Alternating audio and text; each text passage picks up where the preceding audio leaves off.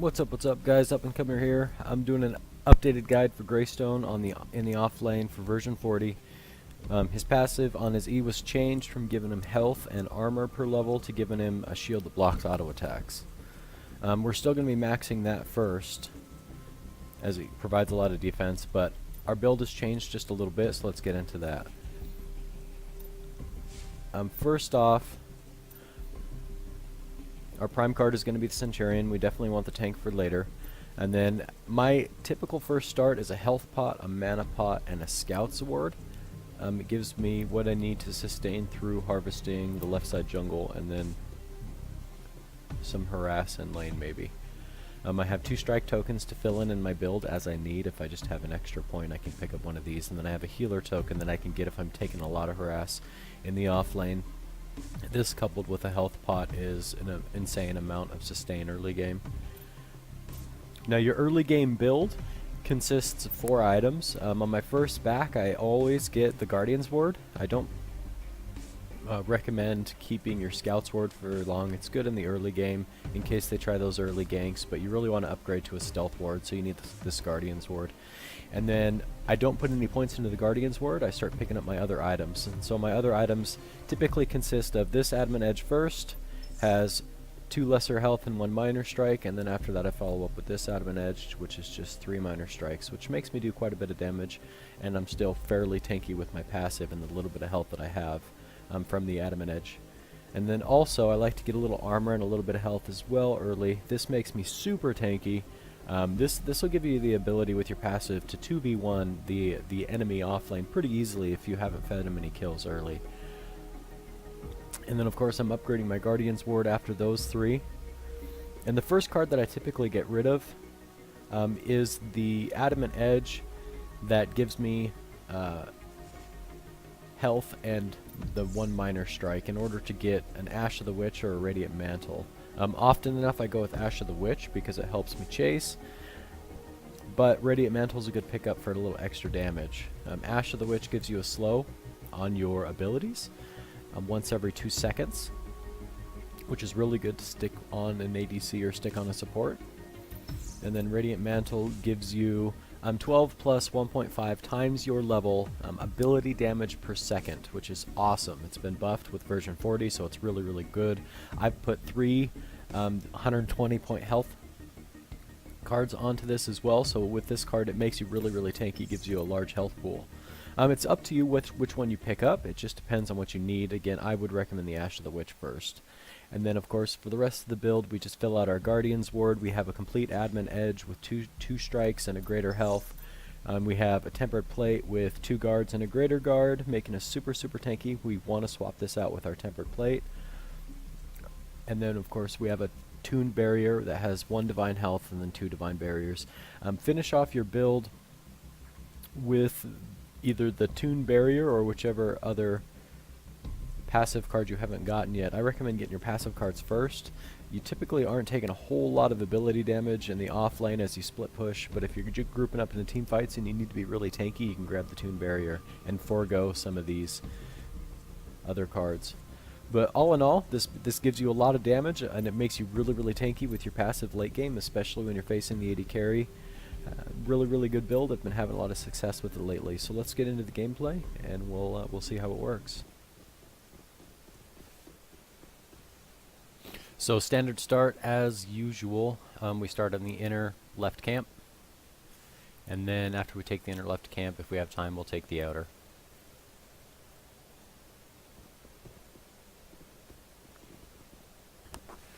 In this game, we're against a looks like Yin Decker. No phase this game.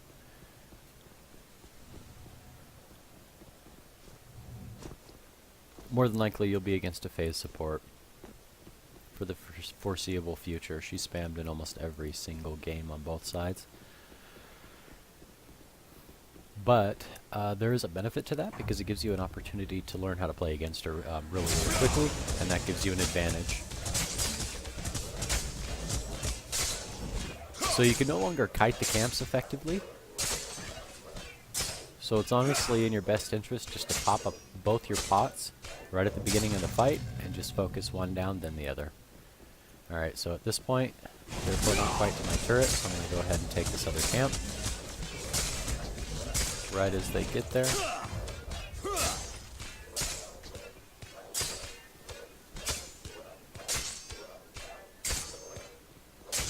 And we've popped both of our pots.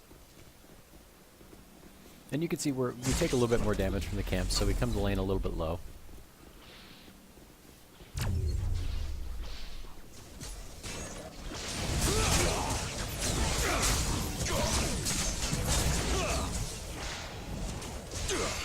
At the beginning of this game, I was lagging a little bit, and it ended up costing me my life right there.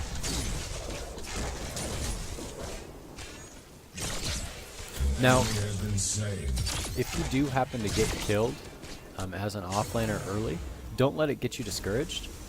You'll still be okay. As long as you don't feed any more kills, you can still farm up fine.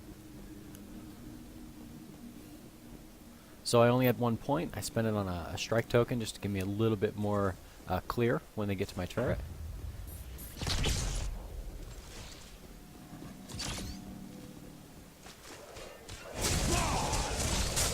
Now when it's just the support in the lane, the ADC is back, it's definitely in my best interest to push the wave out as far as I can.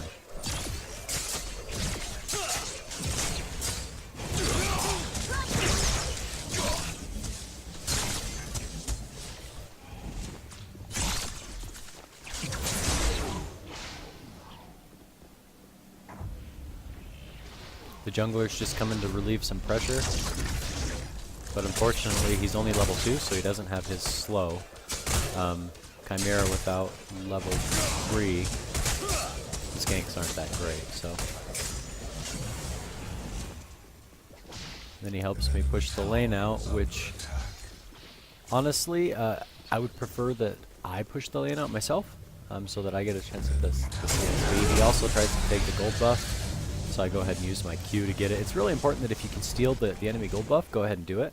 It's really quick, it's really easy to kill. An enemy has been slain. And it's now 300 CXP. So that's really, really good just for a quick little river buff kill.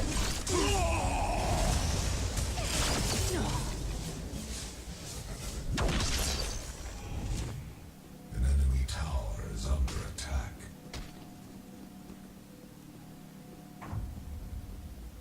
Alright, so as soon as I have my next wave pushing up, I'm going to try to go and get in within experience range of An enemy has been slain. without putting myself in danger. You have to be really careful with Decker's stun. You can get caught out, she'll throw the slow on top of you, and Yin's really good at following up on that. She's got really good chase.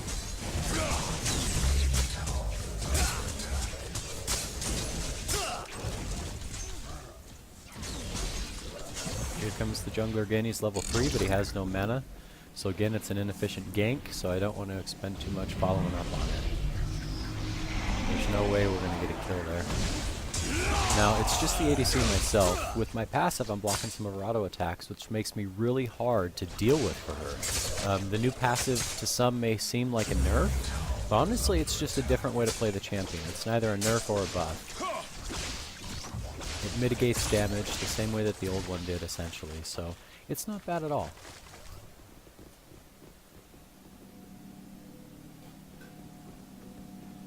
So again, we're just going to try to stay kind of close to the creep waves until they start pushing up to turret. And then we'll attempt to pull the wave back behind the turret so that you can get a little bit of, maybe a little bit of the CS if possible.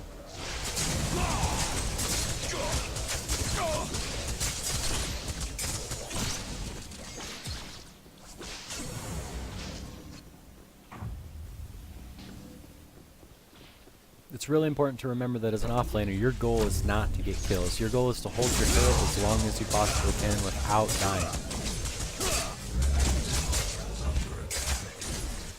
And keep in mind, in this game, Raptors is on my side of the map, so that means as soon as my strong lane gets their turret down, they're going to want to cycle over here.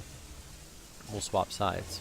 An enemy tower is under so it really is advantageous for them if your turret doesn't go down. And you can see my turret right now hasn't taken much damage, and we're almost at 10 minutes.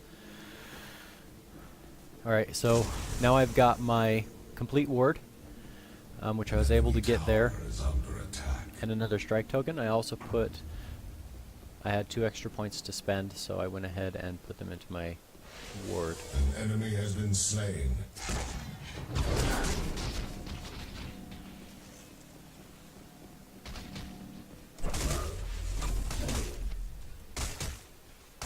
We're just standing behind the turret in case Decker tries a cheeky stun, so they don't get any early poke damage on us.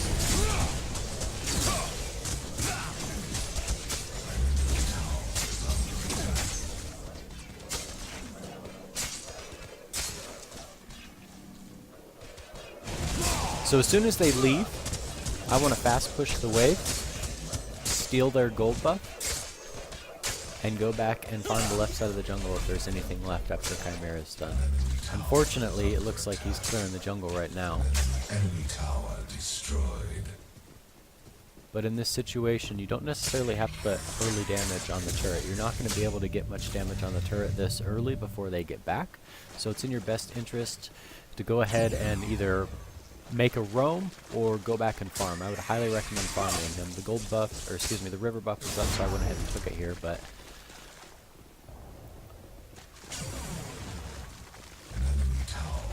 now we're back in our lane to catch the wave. Couldn't go into the jungle because we went and took the river buff.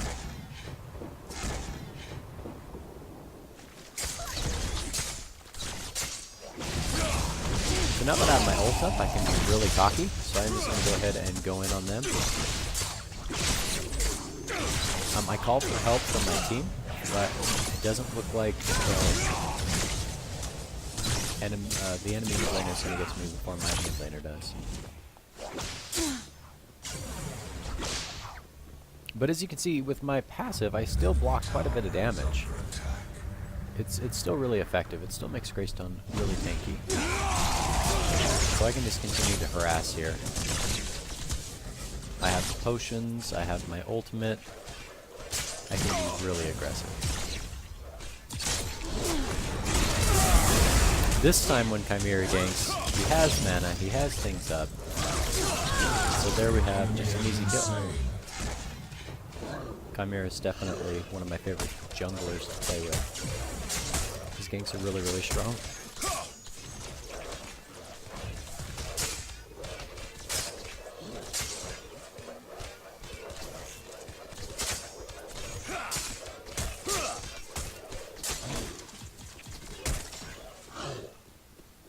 Alright, now that we have just our ultimate up, we're going to go ahead and tower dive here. We didn't even have to expend our ultimate. We have the other Greystone here, and we can see him. But since we still have our ultimate, we're going to go ahead and dive in.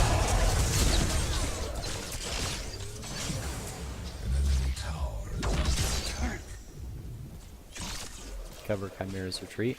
Body blocking is something that's really effective if you have a low teammate. Get in between them and the enemy so that they can auto attack them. And of course any skill shots and everything that don't pierce you can eat up for them.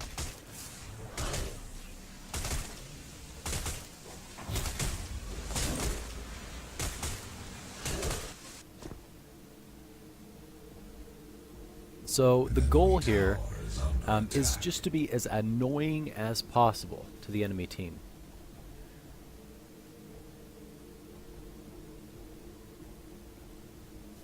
An enemy tower is under attack. Now we can go ahead and get our damage item. Our first 6-point card is actually health and damage. It's a bit of a mix, but more health than damage. And our second card gives us our damage, which we can start building before we build our armor since we're already way ahead. With Greystone's passive, you don't have to build the armor super early, we just build it later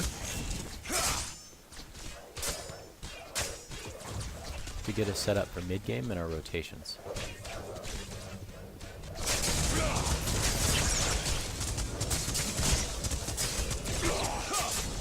We can almost completely ignore her poke. The enemy support does almost no damage. So just fast push the wave in. And if she wants to stay and be cheeky, you can honestly ignore her and just burst the tower down. She does a really good job of clearing the wave. But even with the stun under turret, we don't take very much damage. So we can just continue to push.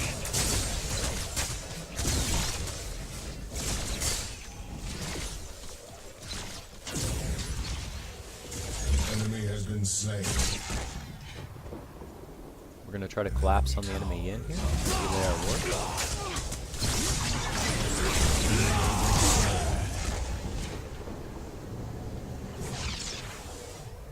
Fortunately, we can't catch her. Enemy killing spree. Ash of the Witch would have been really strong right there, but we haven't gotten it yet.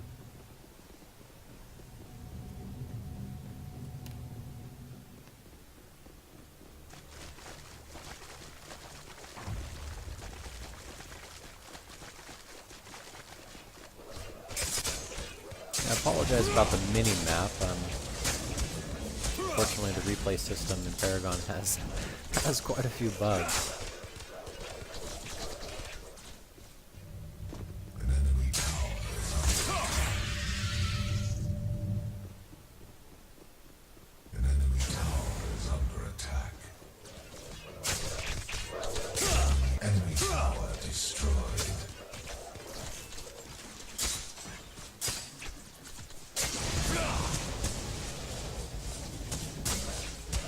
If we can, if we had the mana, we could tower dive these two, honestly. As far up as they're pushed right now, all we need to do is get the ADC to about half health or so. And you can effectively tower dive if your ult's up. No problem. A lot of times you can even secure the double kill. But since we don't have the mana, we just need to fall back, catch the wave as it gets here.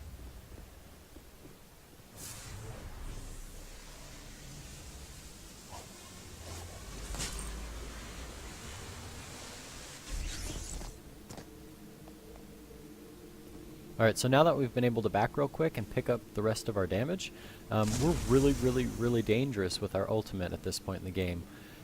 You won't deal a lot of burst damage, but you're really tanky, Tower is under attack. and you can stick to a target pretty well with your jump and proper positioning. So we're ready right now just to start the 2v1. We're ready to get the kills.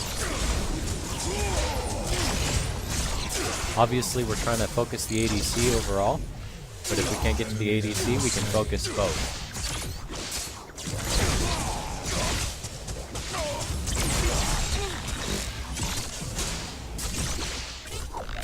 We want to draw him away from the turret. I'm not running here. I'm actually kiting back so that I can ult in a better position. Unfortunately for the support, she followed me all the way down without the aid of the ADC, so I'm able to get her really low. Now, I'm really low here, which is perfect. This is the perfect time to ult. Jump in under turret so the turret pops your ult immediately. Easy double kill, and we can go ahead and just run away. At this point, there's no way they're going to be able to stop me. I'm going to do that every single time I have my ultimate up, and I'm only going to get stronger as the game goes on. Unless they roam and get farm and kills elsewhere, game's over. And they go ahead and forfeit. And that's how you do it. Make your enemies forfeit at 15. Greystone offlane, pretty OP right now.